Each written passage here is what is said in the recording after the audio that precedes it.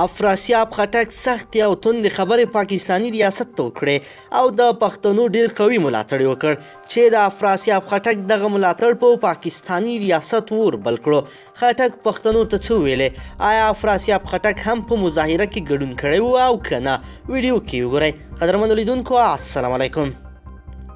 د پاکستان د پارلمان پخوانی غړی د بشري حقونو فعال او د پښتون ژغورنې غورځنګ ملاتړی افراسیاب خټک وایي پښتانه اوس د بریا پوړیو ته نږدې شوي او هیڅوک به یې مخنیوی ونشي کړی.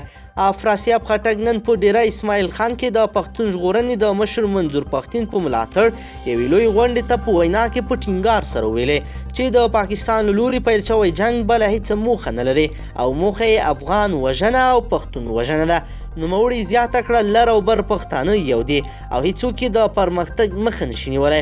افراسیاب خټک په خپله وینا کې په تونده لهجه پاکستاني ریاست ته ویلې د پښتون قوم لاریونونه دوام لري او تل به د حق غږ پورته کوي. نوموړي په خپلو خبرو کې پاکستاني ریاست ته ویلې په دې وطن کې ټول قومونه یو ډول حقوق لري او هیڅوک له یو بل نه لوړ نه دي. خټک ویلې که ریاست دا خبره ونه مني او یو قوم ته تر بل بهتروالی ورکړي نو دوی به خپل لاریون او اعتراض دوامدار وساتي.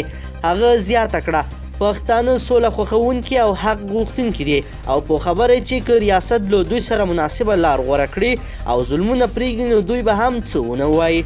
لوی سیاستوال افراسیاب خټک د پاکستان د اساسي قانون په اړه ویلې دوی دا قانون مني خو په دې قانون کې شته داسې موارد چې باید خبرې پرې وشي او اصلاحات پکې راشي. هغه ویلې پښتانه ویښ شوي او له دې وروسته به په یوه غږ په ټوله نړۍ کې د حق غږ پورته کوي. خټک زیاته کړه پاکستان د رنجیت سنګ پلان عملي کوونکی دی او غواړي د وحشت له لارې په پښتنو دا عملي کړي. نوموړي پاکستان ته په ټوله نړۍ کې د ترهګرو پر روزونکو او ویشونکو یاد کړ.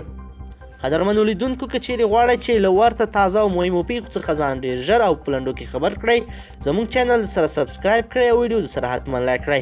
تر بله ویډیو مو په لوی رب سپارم.